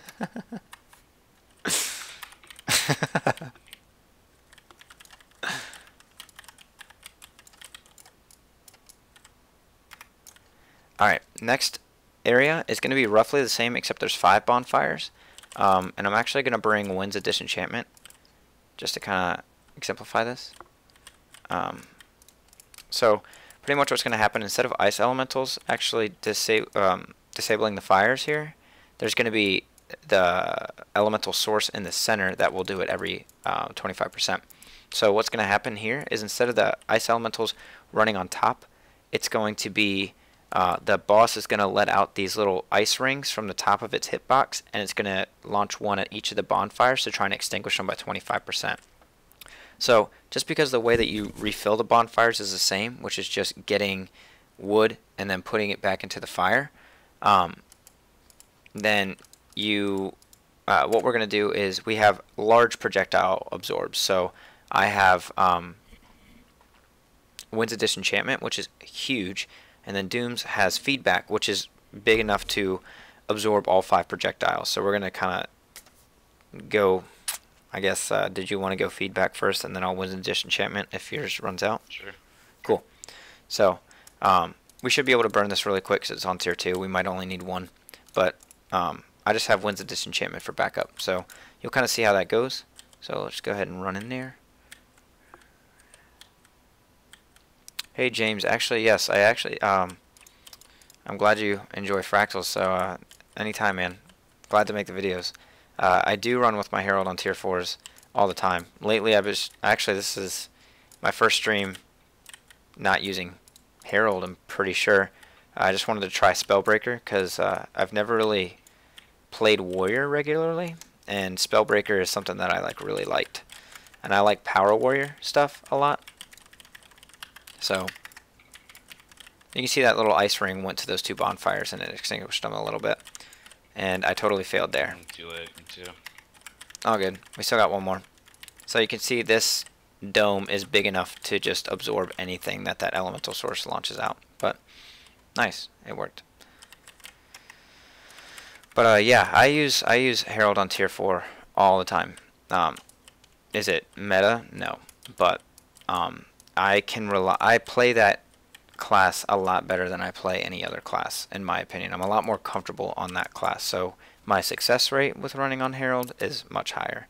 But yeah, it's fun. It's fun. I do like Herald. I just wish it were a little bit stronger.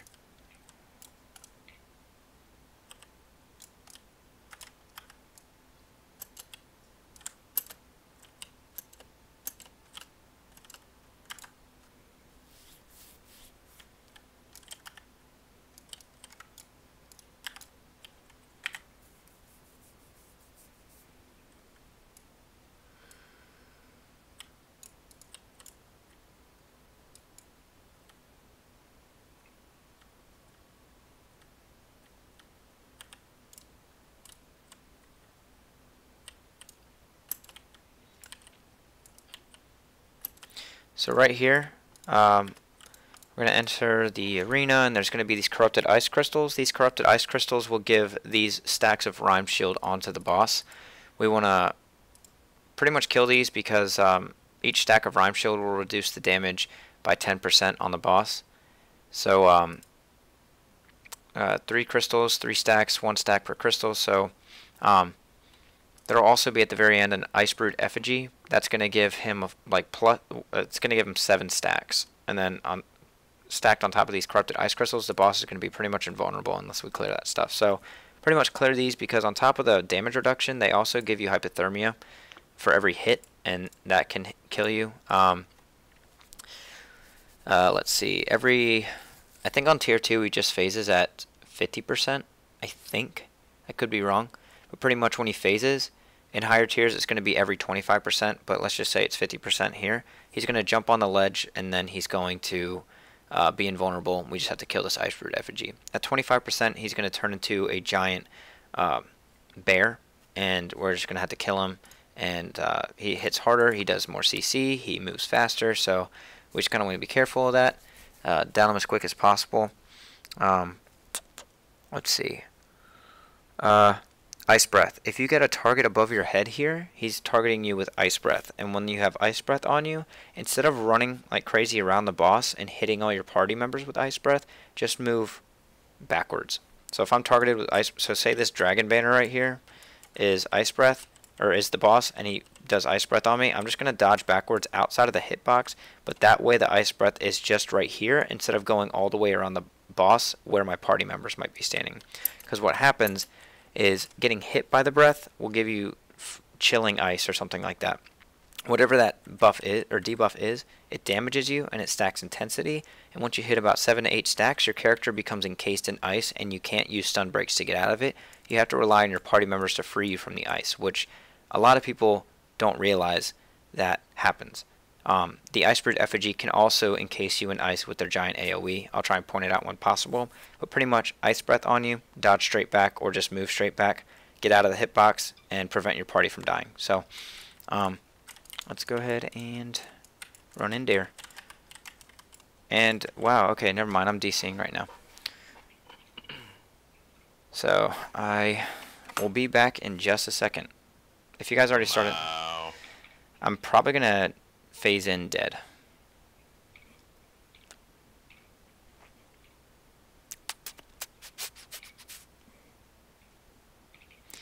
Any second now. Any second now.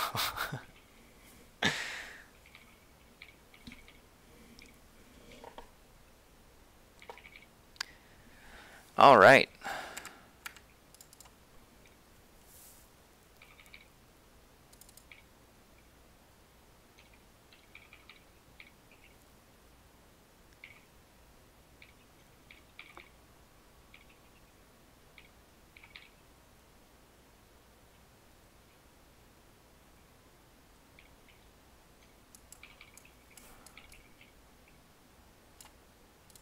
All right.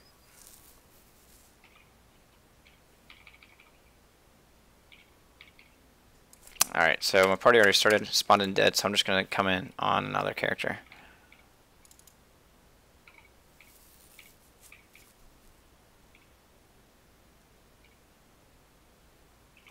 How do I get my hair so silky smooth and soft? I wash it and I brush it. Do guildmates make fun of my man bun? No. This is actually the first time I've worn a man bun, except Dooms does, because Dooms is... he's his own person.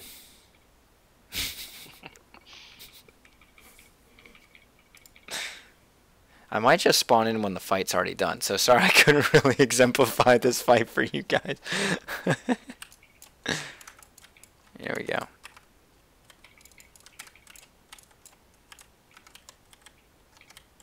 Yep, there we go. So that's the fight. Pretty much you just die and DC and let your party handle it.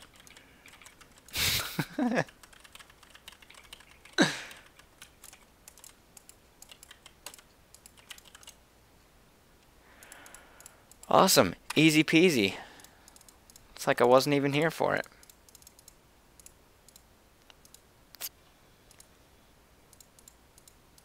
I thought you were going to be a smartass.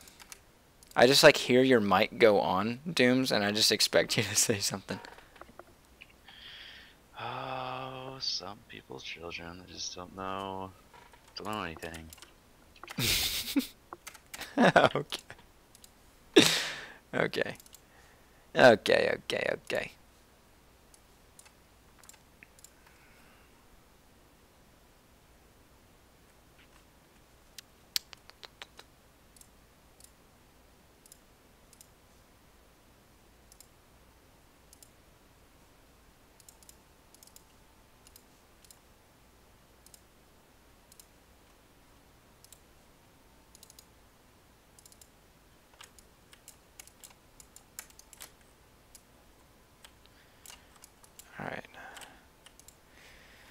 see. Sorry guys, I just gotta do something for work real quick. Take me 2 seconds.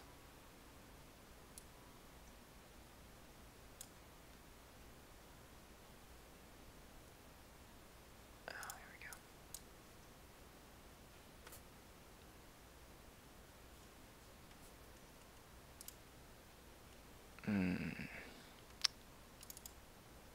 Okay.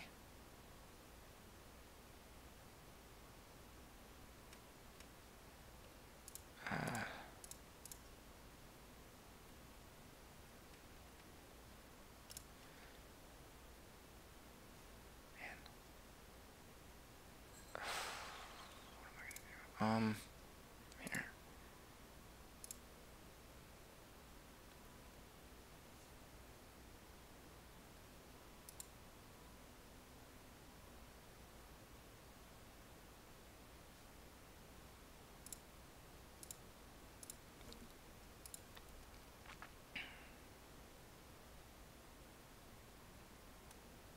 Yeah, I'll just do it here. Okay.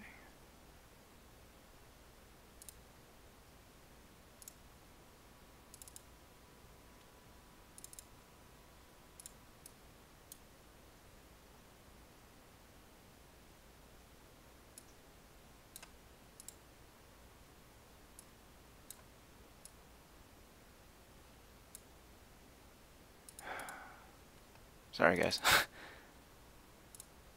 Oh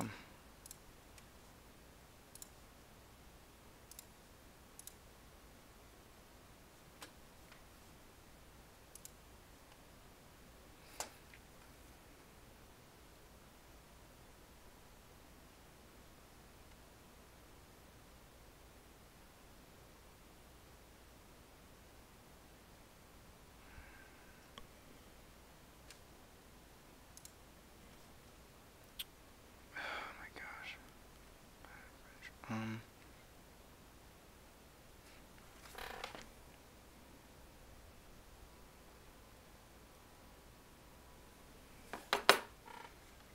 Alright, so we have my Trin coming up now.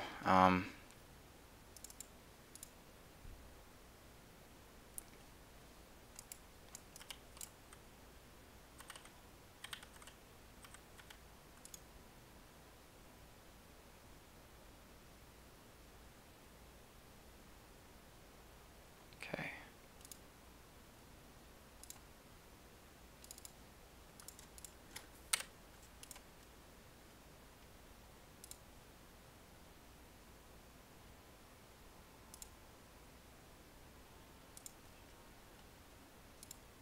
I'm really sorry, guys. How?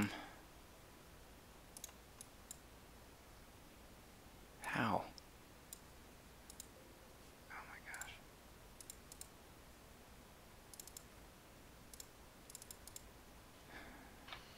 Don't let his explanation. He's looking at cat pictures right now.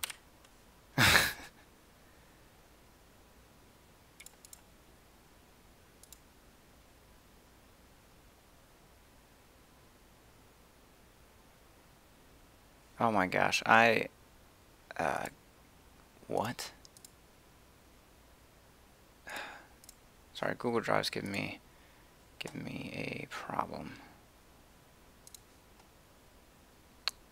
How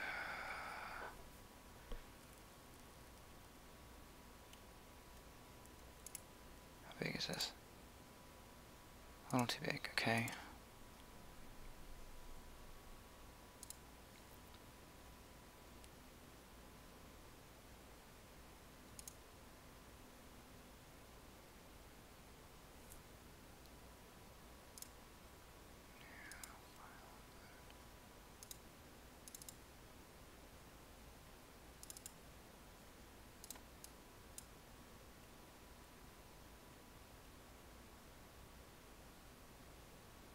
Alright, really sorry about that, guys. That was something for work. I needed to do that like right away. But I am ready now. Sorry about that. Didn't mean to take so long. But yeah, so my Trin. We're going to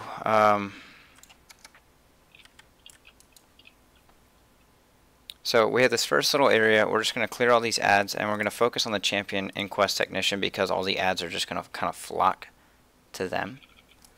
CC the bar when possible, which would be like right now.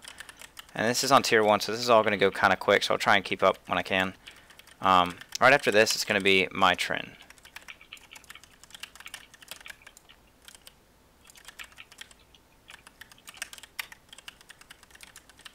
My Trin has a pretty, can be pretty complicated if this is your first few times actually doing this. Just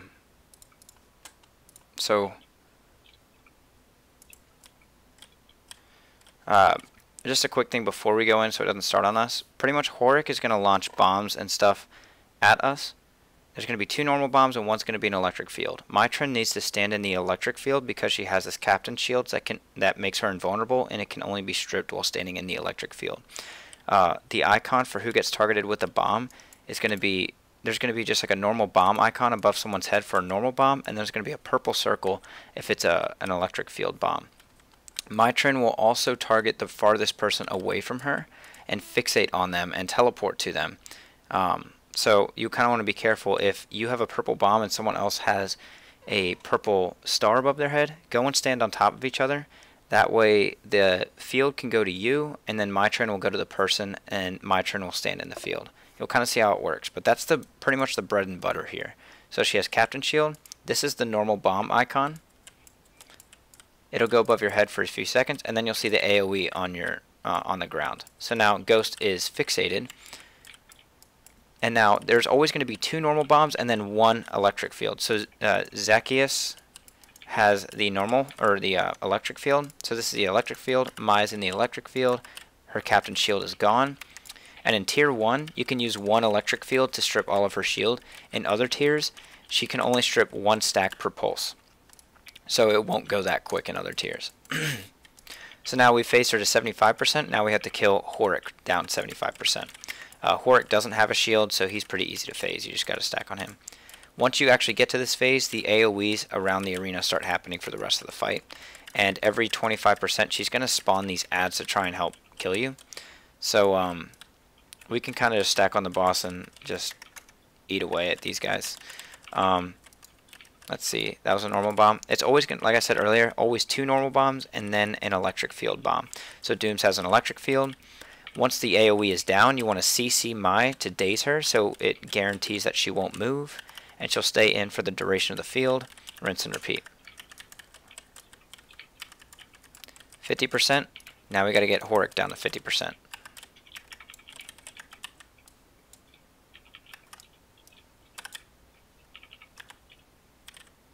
Nice. Now Mai is back.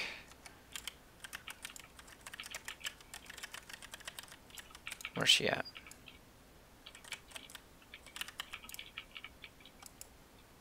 Alright, I have the purple field. CC her.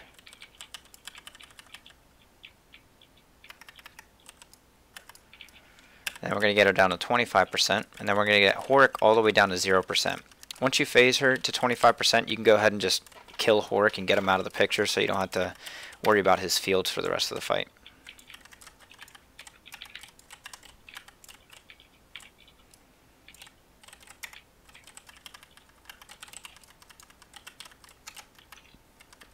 Alright, where did Mai go?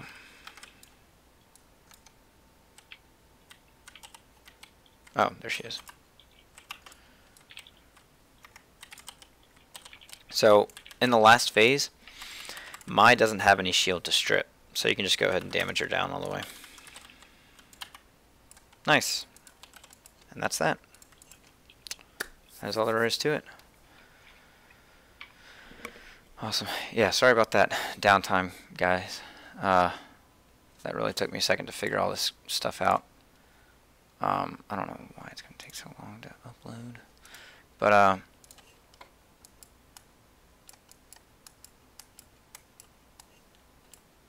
oh yeah, so Brandon actually just messaged me a good point. Once her shield is down, you don't need the electric field for that phase anymore. So if you have the electric buff, don't bother standing on Mai, because if everyone's going to stack on the boss, that's just going to be unnecessary damage that you're taking. So You don't have to stack on the boss after that. But yeah, that's really all there was to it. So if anyone showed up kind of late, we went over all of today's tier 3 dailies as well as our recommended dailies and knocked all those out. So you can kind of backtrack if you want to see any live explanations of these things. But yeah, thanks for running, guys. Thanks for being patient there with me doing that thing for work. But I'm going to go ahead and drop the call and just talk to stream for a second, and then I'll catch you guys in a little bit. Alright, love you. Love you, Dooms. Alrighty, so yeah, that was it. Went ahead and just dropped party and all that stuff. So thank you guys for watching. Again, I'll be streaming challenge modes on Thursday. I don't know what we're going to be doing. It's always kind of up in the air. Lately it's just been 99 CM and 100 CM. Might be ad infinitum runs. We don't get many people that want to run those come out. We had a party last week, I'm pretty sure, but you know, maybe we'll get more people coming out. So I do want to say though, this is just like an event that we host with our guild. But anyone that watches, you guys are more than welcome to come. If you're an NA, not that it's against EU, but this is an NA time that we're running it at, so it's 9 PM for me. So you're more than welcome to come out, because there's plenty, like Ghost was a pug, which Ghost was awesome. I'm glad he joined, and Ghost was like really on board with like, oh, awesome streaming, so that was really cool. But you know, there's been free spots in our party, so if you're interested in coming out to one of these nights, we have mechanic training on Tuesday nights, 9 PM EDT to 10:30 PM EDT, which is the current daylight savings time for EST USA. So sorry if I just made that more complicated than it was. But then Thursday we have CM training, so that'll be 99 CM and 100 CM, as well as the ad infinitum collections. So that could be any tier of the ad infinitum collections. So any of these things, they're all pretty much the same. Like the challenge mode things is what we'd run through. Probably go a tier at a time or whatever it is. So if you need those, you're more than welcome to come out. And then excuse me, sorry. Yeah, and then if you want to slot into a 99 CM or 100 CM group, we'll probably have a spot for you as well. Those do kind of fill up quick though, because a lot of people in the guild want to do that. But since I do have to be fair, since it is a guild event, we do have to prioritize guild members because that's fair to them. But if you want to join the guild, I put the link to our Discord in this stream video description. Follow the format that I did on there. When you're posting for an invite, we have space in both guilds. We have plenty of space in both guilds. So just type in your account name. For instance, like right here, account name with the 4 numbers. Type that out, because that'll send the invite directly to you. Whereas if you just type us a character name, it'll still, like, I mean, you can only have one character name for someone in a server or whatever. But, you know, if we misspell it or something like that, we could send the invite, think we did, and it'll send it to the wrong account, someone who hasn't played in 5 years or something like that. So just do the account name. Tell us whether you're on EU or NA, because we have, this is the NA guild, and then we have the EU guild right here. And then, so we can get you in the right server. And then also what your personal fractal level is, because right here you can see Elkrin is master tier. That means he can do tier 4s. Ryara is adept, so they can do tier 2. Dr. Rowley is tier 3, because they're expert or whatever. And then initiate is just tier 1. So your rank falls in line with the tier name. So initiate, tier 1, initiate, tier 2, adept, tier 3, expert, tier 4, master, so on and so forth. So if you want to join the guild, go to our Discord, post on the verification channel, those 3 things, and we'll get you sorted out, and then hopefully we can get you some stuff rolling. But yeah, thanks again everyone for watching. If you want to support me, if you choose to support me, I do have links in the video description to do that through Patreon or like expansion links if you haven't bought your expansion yet. Selfish plug there. But anyway, guys, thank you for tuning in. I'll catch you guys Thursday. Take care.